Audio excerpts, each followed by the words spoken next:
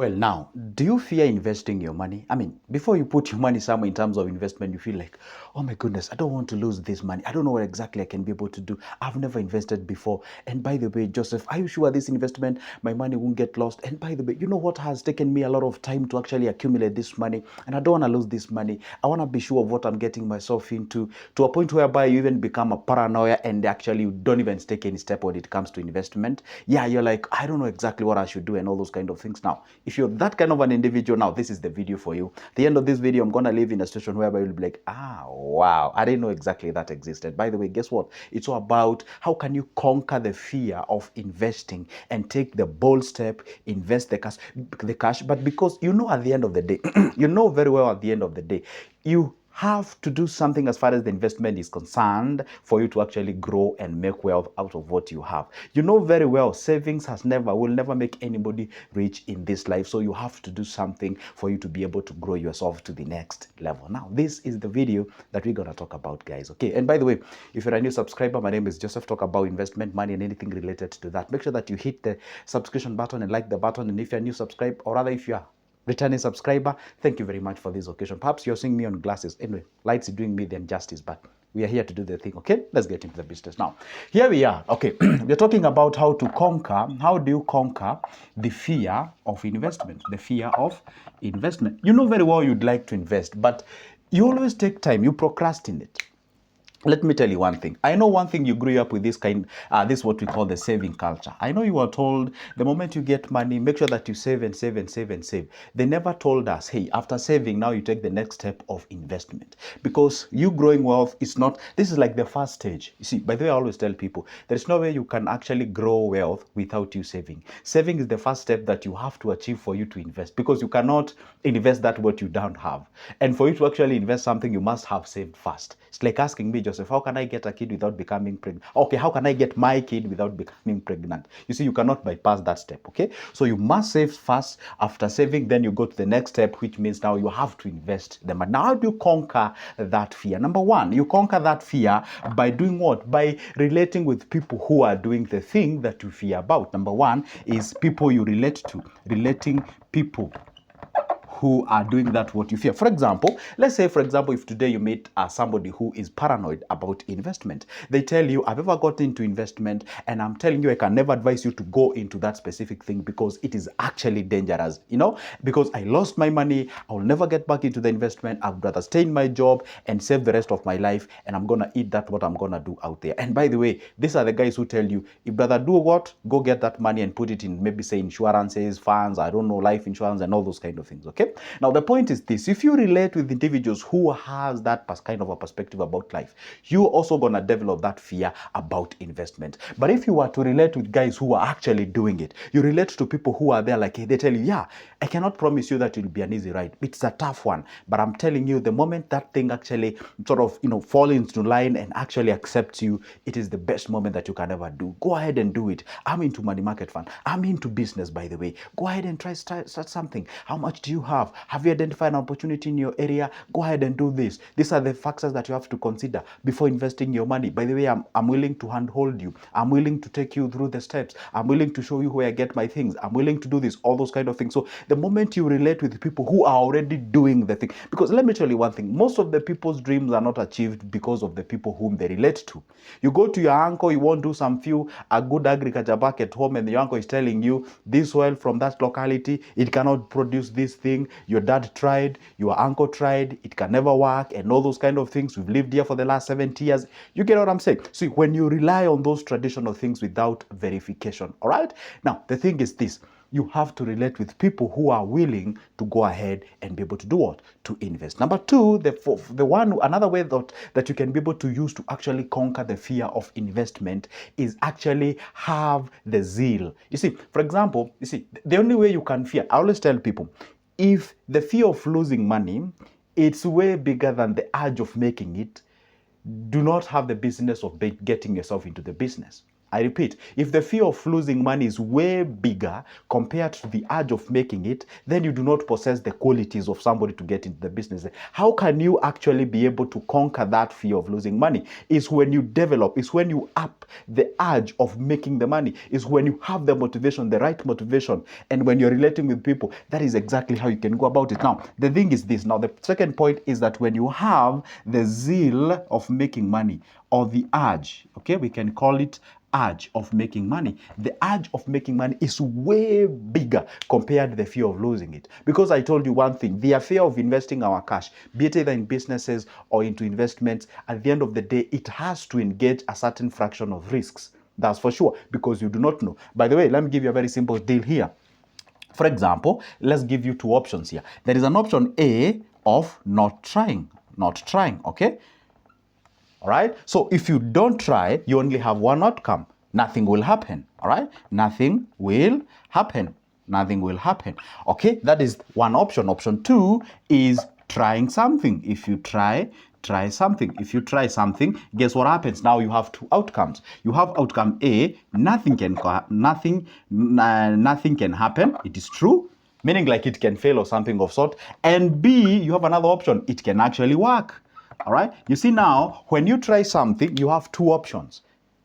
You are sure something can happen. Either nothing can happen, you can try an investment, it goes down, or when you try that investment, it can actually work for you, and that is exactly how you grow. All right. Now, when you don't try, you already know nothing will happen. So when you try, you actually doing what? You're increasing the chances of you becoming wealthy out there. Now, how or what do we do? Now, that's another point. That is that thing that I should introduce. But before I go to the third thing, I have to stress on you having the zeal of making money. See, when you have the zeal of making money, it's way bigger compared to the fear of losing it. There is always that gap. You see, that gap between the loss that you can make.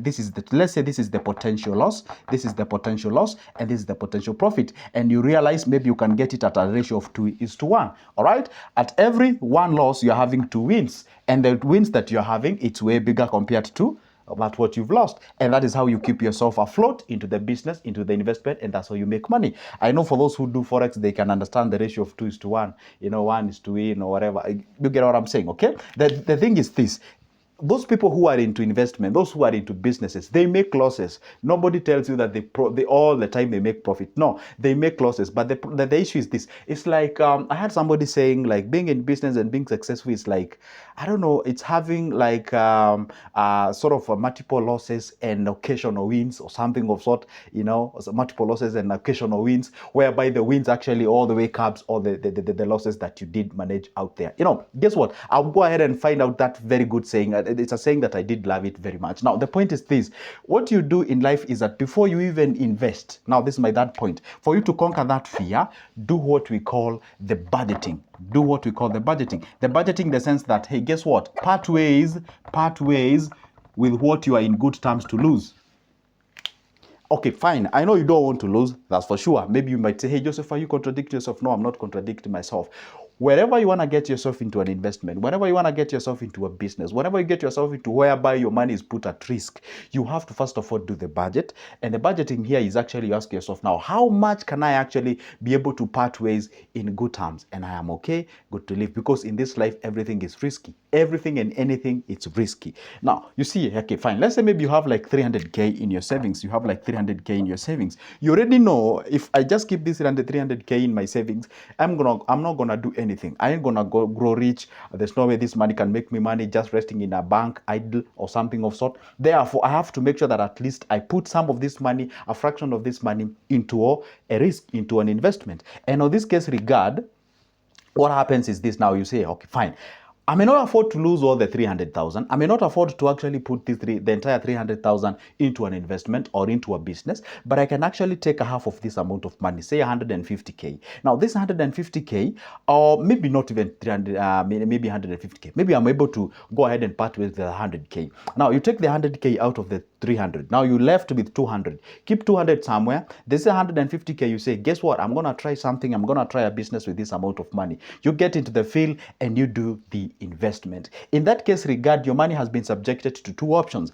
Either it will not work, that's option number one, because it's a possibility, and I love to tell people the truth. Either it will not work, or two, it will actually work and be able to make some cash out of it. And the moment it works and you realize, hey, it is doing something great, now that's when you go back to the left 200 that you had, again you get a bunch of it, you put again into the business, so that if the business is telling you you require more capital to actually grow this business. And this is some of the mistakes that people make. You think like, hey, your business requires more and more money. No, sometimes your business require customer skills, require customer services. Some business require somehow of your hygiene. Your business requires some what we call it, location and all those kind of things. And not all the occasion that the business requires capital. Some people have seen them, they feel the business is going down. They think there's because they do not have enough stock. They go and borrow money, you go buy stock, you put it in a business, thinking that you're going to pick up, and then you realize the business is communicating to you, but you're disregarding the business. You're telling the business, I think you need the stock. The business is telling you work on your customer service. The business is telling you the location of this place is not okay.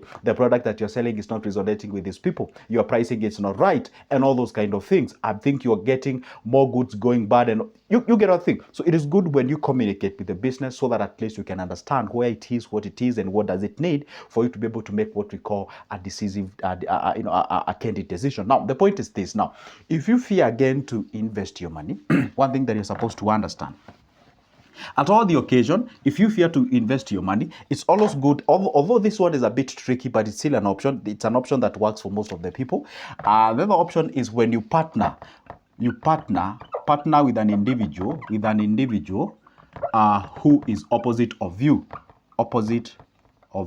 Okay, now, well, this one may not work for everyone. Okay, this one may not work for everyone. Personally, I don't like partnership. I said personally, I don't like partnership. I love when I'm doing things on my own.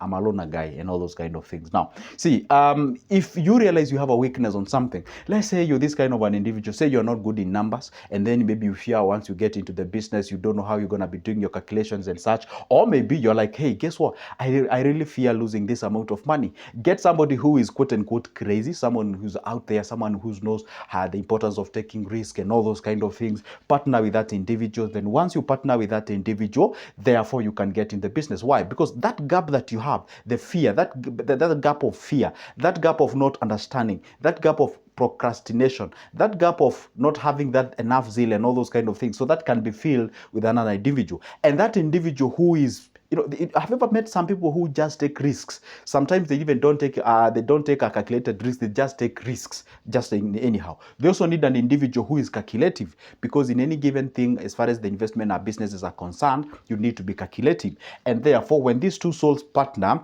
and of course they are guided by the constitution, by the agreement that they have on that business, because if you just operate anyhow, you might feel like the other one is risking the business. You might feel the other one is actually your shortcoming. So it is good when you say, hey, guess what? I'm good at numbers. I'm good at making sure that I organize, I manage, I bring forth, and all those kind of things. So you play that part. I'm good at taking risk, taking steps, expanding and growing, and that kind of things.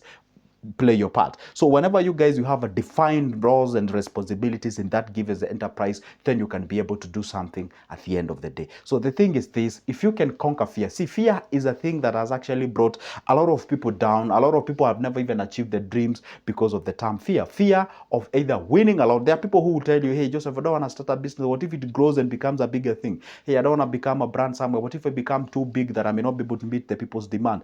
All those kind of things. So fear is actually, so if you can conquer fear and see the beauty of the other side, it is so wonderful. And I am telling you one thing: so if you operate on the fear, again, the other thing that you're supposed to do is to conquer the comfort.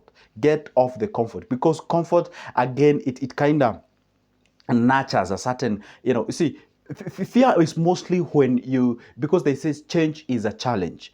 And the moment fear is actually perceived from the sense of, hey, I'm not used to doing these kind of things. I've never operated the business before. I'm so much used to jobs. I get out of my home, I go to a job, I get employed, I do my things from 9 to 5, I go home at the end of the month, I go to my bank and I get my money back. So I'm not used to getting suppliers, the customers are calling and all those kind of things. You see, you don't want to disturb your comfort. And if you can go beyond your comfort, sometimes I usually feel like the comfort is like the fear, or the comfort births fear, or something of sort. So it is good when you actually understand those two nitty-gritties, then therefore you can be able to make a good decision and go ahead and start investing and grow yourself. Guys, guess what? That marks the end of my video, but not the end of me posting a video each and every day. So make sure that you hit that like button, make sure that you subscribe. See you in the next one. And for now, by the way, if you'd like to have a conversation with me pertaining to investment, my number is always on the description of this specific video. Go grab it, shoot me a call or a text, then we can be able to have a discussion. And for now, it's a goodbye. See you in the next one.